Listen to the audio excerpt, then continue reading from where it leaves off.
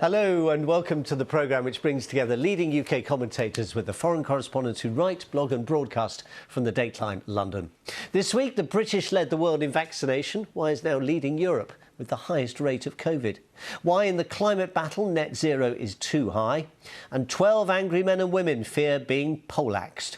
Joining us, Maria Margaronis is editor-at-large for the US magazine The Nation. She's currently completing work on a documentary about Greece's summer of heat and fire. Henry Chu has reported from all over the world for the LA Times, where he's now part of the editorial team. Here in the studio, the British author and columnist Yasmin Alibaya-Brown. A very warm welcome to all of you. It's lovely to see you all. Now, only if pressure on the health service from COVID is unsustainable will Boris Johnson's government impose restrictions. We learnt on Friday that scientists advising him and other ministers think a spike like the one we saw in January is increasingly unlikely. However, if the rate of infection grows, earlier intervention would reduce the need for more stringent, disruptive and longer-lasting measures, they say. Still, sustainable means different things in different places. In Cornwall this week, the UK's most southwesterly county, the hospital, there is only one, declared a critical incident. Ambulance waits of up to 12 hours, 100 patients seeking treatment in an emergency department with space for fewer than half that number, 44 people hospitalised with COVID in a hospital with 40 beds. Henry Chu, we seem to be at a moment of decision for the government. Thus far, it says it's sticking with Plan A. But when you compare us to other nations, how comfortable should we be at the moment? Should we be worried? And if we should be worried, how worried? I don't think there's any cause for comfort at all when you compare us to the rest of Europe at the moment. Right now, infections with the coronavirus here in Britain are triple combined of that of Germany, France, Italy, and Spain. So there's really no reason for complacency here, even though there was a very good and speedy vaccine rollout at the beginning of the year. But of course, now we're into the fall, and a lot of those shots might be waning in terms of the immunity that we're experiencing. We're seeing deaths still at about 100 or more a day. Now, when you put that together, we're talking about nearly 1,000 a week. And if you were saying that about any other disease, we'd be talking about a crisis. And yet some people, including the government, seem to have now concluded that this is an acceptable level and that we just need to learn to live with the coronavirus, which is true in a scientific sense, but there are certainly ways to minimize its impact. And right now, the government, which prides itself on saying that it goes with the science, follows the science, well, so many scientists are saying that we do need some kind of new measures or reimposition of some fairly easy and low impact measures, but that can help mitigate what's happening and keep the infections from spreading. I think right now, the government seems to be putting all its eggs in the vaccination basket, and the vaccines definitely are a miracle of science, or some people might even say from God. But, when a miracle throws you a lifeboat, it's on you to keep it inflated. And I'm not sure that the government is doing that at the moment. Maria, we kind of prided ourselves in the UK on the success of the vaccination programme and on its reach, although it's obviously hit a bit of a plateau now because there are a certain proportion of the population, about 4 million, who seem not to want to get vaccinated. But the booster programme, which is the sort of third jab, to put it simply, the impression at least has been left that isn't going quite so well. What's the problem? Well, I'm not sure. I've just been offered my booster, which I'm thrilled about. I think the rollout was run mostly by the NHS and by GP surgeries, and I don't know quite what's happened there. I'm being called by my GP. I was for my previous jabs. There is a sort of falling off of take-up, I think. I think people have become complacent, and there's a weird kind of split, I think, in the country, which is the same as, or related to, a split we've had for quite a long time over many issues. There's on the one hand, a sort of loss of trust in the government, which has changed tack many times during this pandemic, which has, we had the Prime Minister saying at one point, let the bodies pile up, which has been itself very complacent and which is at odds with itself about how to proceed. And on the other side, there's this kind of cavalier defiance, like, I'm okay, it's not going to be a problem. So if you take the tube in London these days, fewer than half the people on the tube are wearing a face covering, even though when you walk down into the tube station, there's an announcement saying you must wear a face covering on on all London transport. And this feeling of British people sort of completely ignoring the rules is quite odd and new to me. Yasmin, you've experienced something of the contrast between the enforcement of the rules in this country and the enforcement of the rules in France. Yeah, we just got back from Paris and the French countryside, and we went on Eurostar and we used the metro all the time, and not once in not one restaurant, not one metro train did we see an unmasked person. Imagine that. And there was one moment when somebody was taking their mask off a bit, and we heard this some security guy or whoever he was saying €135 fine if you do that. But there seems to be a total understanding that this is about society, and we owe each other and we owe ourselves. And I just felt I'd kind of arrived in a much more civilized place where people are taking care of each other a little bit more. What? And here, I don't necessarily blame the public, though I think there are some people who are completely immune to information, warnings and so on. But the mixed messaging, and I'm trying very hard, because we've been instructed to so many times, to try and understand why the government is doing this. You're displaying empathy. I'm trying. So now I think that, and it's what Maria said, this kind of not knowing which way to really come down on. They're caught between social responsibility, which is their job, and the capitalism to which they're committed, which means business and profits and nothing. Because we had... And they're torn between We this. had the Health Secretary, Sajid Javid, saying earlier in the week it would be a good thing if Conservative MPs wore masks, because that would send a signal, reminder to people that we're still in a pandemic, and whether you think masks are some magic solution or not, it's sort of symbolic.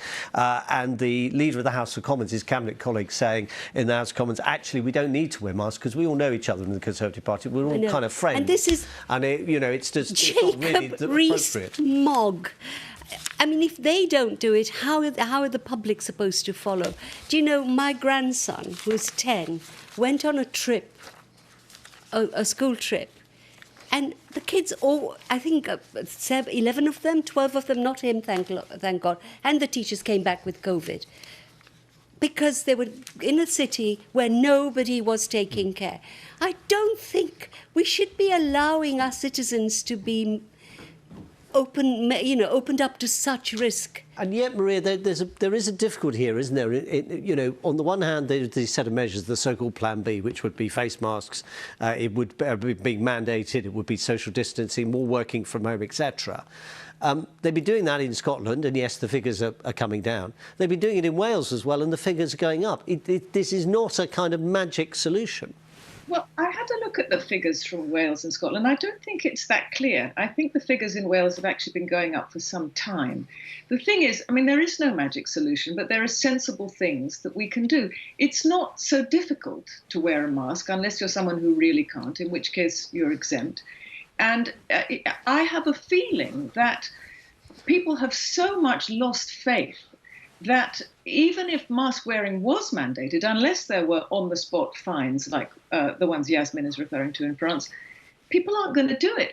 You look at people in crowded places in London and you say, there's this funny feeling of, well, I'm wearing a mask. Why aren't you wearing a mask? But you don't want to say anything because that feels awkward and like you're being bossy. And there are more people not wearing masks than wearing masks. So it's become so confusing that I actually think we've sort of lost the plot. Henry.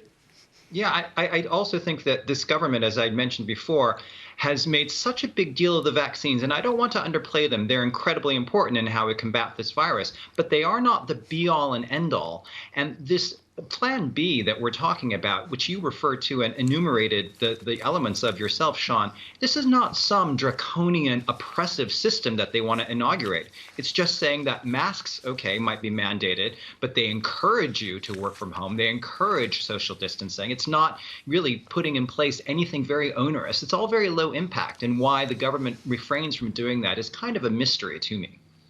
Now, imposing restrictions next week would not look good just before more than 100 heads of government arrive for COP26, the 26th conference of the parties on climate change. Australia's Prime Minister and India's will be in Glasgow, even as leaked documents expose their governments arguing against an end to coal. Boris Johnson set out plans for the UK to become net zero by 2050. Maria, why is net zero not low enough? Well, let's start by saying what net zero means, because I think it's important to understand it. Net zero means that any greenhouse gases we continue to emit are offset equally by greenhouse gas sinks like forests or peat bogs or technological means, which we're beginning to have some of. So in a global way, that means the whole planet has to reach net zero by 2050 in order to at least slow climate change, the climate crisis, global heating down. So that's a huge ask, right? But it's crucial. And it also, so in terms of the UK and our own government's net zero project, which Britain is the first, I think, highly developed country to actually enshrine a net zero target in law. That is, we have to reach net zero here by 2050. There's been quite a lot of criticism of this plan, one mainly saying that it doesn't go far enough. I mean, it is a great thing that they've done this. So that sort of goes on the table, first of all. But the main criticism is that it doesn't include a sense that we actually are going to have to change the way we, not just until 2050, but permanently. That is, we can no longer rely on so much energy. We have to consume less. That's not in the plan at all. What's in the plan is changing over from gas to heat pumps for heating houses. Domestic heating accounts for about a third of greenhouse gas emissions in the UK. So that's a good thing, but there's been a criticism that that doesn't go far enough and that there isn't enough of a subsidy and that it isn't organised enough. And there's also a question about, are we talking about a real net zero? That is, where our imports also are part of net zero. And we're not just, for example, producing less building materials here and importing them from elsewhere. We're effectively increasing the amount of carbon elsewhere in the world. So this has to be something we're not very good at all, a global cooperation. I want to ask both you and Henry, you first, Maria, about what you've seen this summer, what you reported on about this summer and what you have come to the conclusion from and the work you've been doing on what happened in Greece and southern Europe. Well, one thing that became very, very clear to me, reporting on the fires in northern Evia, is that already the climate crisis is hitting very hard all over the world in local places, and that the response, the reaction is local. When you talk to people in northern Evia, they don't go, oh Lord, it's the climate crisis, it's climate change. They go, the government let us down. There weren't enough planes. The fire department wasn't competent. So there's this local response which comes way before an understanding of a global situation. And so we have to, it's that old slogan, think globally, act locally. We have both. Sorry to interrupt. Henry, I was really interested in the point Maria's making, because this is a problem, presumably, for Joe Biden. He is going to come to Glasgow. He is doubtless going to sign up to whatever is agreed broadly. I'm not presuming anything, but I think he is on the side of those who want to deal next week. But then he's going to go back to people who remain sceptical about climate change, even as they've watched parts of their world kind of evaporate around them in flame. Well, in fact, California, my home state, just went through a very brutal summer where we had another year of a single fire burning nearly 1 million acres. I mean, that is just phenomenal, the amount of damage and destruction that wrought. And then you had fires earlier this summer in Oregon and then edging into Canada as well, that were so large that they created their own weather systems, some of which perhaps spawned other fires through lightning strikes. And so it is an incredible problem now hitting the US and affecting millions upon millions of people. The Biden administration actually has talked a good talk about climate change. He's often saying what an important priority it is for not just the U.S. but the world to tackle. And no doubt, as you say, in Glasgow, he'll continue to talk the good talk. It's at home where you have lawmakers who are holding up that agenda where it's really going to come down to the crunch. In fact, it's a Democratic senator. I mean, the Republicans are almost uniformly against it, but a Democratic senator from West Virginia, who himself has gotten rich from coal, is holding up the idea of converting more and more to clean energy. And so that is really going to be a problem. Now, when it comes to, though, public support, it does deserve to be said, though, that in the U.S., though there have been denialists over the climate change, right now a new poll this month shows that 75% of people in the U.S. actually do agree that global warming is a problem. Only 12% deny it. It's just that the lawmakers themselves have not caught up with public opinion. And the 12% are quite noisy. Yasmin, there's very interesting. Henry was making the point about coal and the political influence of coal. We see in these leaked reports that countries like India are saying, "Hang on a minute, don't talk about coal as having to move away quite so fast." But to be fair to a country of India's size, it couldn't eliminate coal on the scale, the sort of time scale that for us would be quite comfortable. Well, this is one of the biggest problems. We're talking about nations that are deeply unequal in terms of global influence, and China could and does do more because it's not a democracy. Basically, on this is the sad news. I was at the Rio summit. All those years ago. All those years ago. The Earth Summit, as it was called. Yeah, and one of the most interesting moments was an activist stood up and said, here we are at this grand place in Rio, talking like we are, and they are it's genocide of trees in Brazil, and nobody's stopping it, and that hasn't changed. The genocide of trees. And there's a very interesting paper I read today which said we cannot plant enough trees to offset even the tiny amount we think we can, and we will never have that. Yeah. And my other big anxiety is that this big talk of Boris Johnson's, it's all about future technology. Like carbon capture and storage. It's all going to be solved by entrepreneurs, and these solutions will fall upon us. Stop and think. We are really, really now drifting towards the end of the planet. And one hopes he's right, but he's not entirely realistic. And we will talk more about this on Dateline next week, of course, as the summit begins next weekend. Now, did Brussels witness a change of the guard this week? Angela Merkel may have attended her final meeting of Europe's Council of Ministers. Her 16 years in the German Chancellery is ending with an almighty European bust-up after Poland's most senior judges decided that the country's constitution trumps European law, breaking the most basic building block of the EU.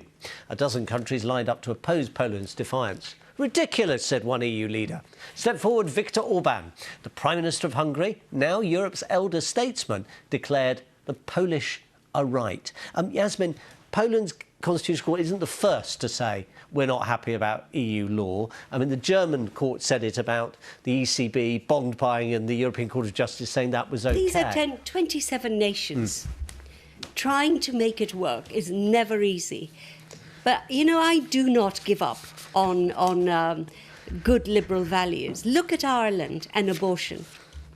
For the longest time, the Irish law was actually a direct kind of repudiation of what all the other EU countries, most of them, not all of them. Look what happened next. Yeah, the liberal people pushed the liberal law that was absolutely needed. And so, but isn't the point that was that? In a sense, that's exactly the point. That it came from the nation state. It didn't come from Brussels saying, or the ECJ saying, no, this is not European. But the ECJ is a very important institution. I really do think it's which is why it's resented, because people don't like its judgments, and often they're based on things that are above nations and all of that. But one of the things that needs to be remembered is that there's a younger population in Poland, right? And we met some Polish people in France who live in France, although they're earning less because the Polish economy is is extraordinarily successful at the moment. We asked them why. They've kept their own currency. And they said, because here we have rights. And we like having rights. So you see, the young will change things. So don't be too pessimistic. Maria, Michel Barnier, who a lot of people in Brussels would doubtless regard as a good European, is interested in running for French president. He said that France must regain, to quote, its legal sovereignty in order to no longer be subject to the judgments of the European Court of Justice. I mean, is there now a sort of growing consensus that actually the European authority has gone a bit too far, even in member countries that are at the heart of Europe? I think, first of all, Yasmin's right that making it possible for 27 different nation states to work together is an absolutely utopian project. But I think what we're seeing now is the tension between those two ideas of Europe. Europe as a capitalist club or social Europe. And I think both the French issue and particularly the Polish issue and the Hungarian issue are extremely important because they are a challenge directly to the idea of social Europe. The Polish government and the Hungarian government want to be able to run authoritarian governments. Viktor Orban has actually said he's leading an illiberal democracy. In Poland, women have fought very, very hard to try and regain their right to abortion. And most Polish people actually want to stay in the EU. So the Union has a very difficult challenge ahead, which is how to keep Poland in while protecting the rights of people in Poland who look to the European Union exactly for that. Henry. Yeah, well, when we say social Europe, we're citing some social policies, for example, on abortion or the treatment of LGBT people. But let's remember that when it comes to Poland specifically, we're also talking about a pillar of democracy, not just social policy, and that is the judiciary, which in Poland has now become subordinate to the ruling party, to the Law and Justice Party of the prime minister. And so what we're talking about now is not just social policies, but rather the very essence of democracy itself. And I think that's where the EU has come down on this. It was quite interesting hearing Viktor Orban, because he posed the argument on the basis of saying, look, it's very reasonable. Where we have transferred powers, then of course European law is supreme. But where we haven't transferred powers, then national law should stay supreme. What's the problem? What you're saying is actually the problem is that the government chose the judges and then told the judges, now we want a judgment that will effectively say we make the decisions, not Europe. And I suppose that's where Brussels is starting to get so alarmed. Well, there definitely have been other laws in other countries that aren't necessarily consonant with EU views or the EU constitution, and there have been ways to work that out. As you say, what's happening now is you have an illiberal government actually ordering the judiciary to fall in line with its views, and that's very different from the democratic states that helped found the EU. Now, this tension, though, between whose laws reign supreme, is it the nation or is it this supranational institution of the ECJ? That's been a sort of a fundamental tension within this bloc almost from its founding time. And over the last 60 years, there's actually been an informal agreement that indeed ECJ rulings reign supreme, that they take primacy over national law. And this was long before Poland ever had EU membership as a twinkle in its own eye. This is what it then signed up to, even though it has some other exemptions. And these are the rules that it knew were in play. Now, the EU also stumbled on its own when about, I think, maybe 13, 14 years ago, they had a chance in the Lisbon Treaty actually to write that in explicitly, that EU law took precedence over national law, and they balked. So they're now, unfortunately, reaping some of the quandary that comes from. Yes. Henry Chu, Maria Margaronis, and in the studio, Yasmin Alabai-Brown. Thank you all very much. Thank you too very much for your company on Dateline London. We'll be back next week looking ahead to what's coming in the COP26 summit on climate change. From all of us on the programme, goodbye.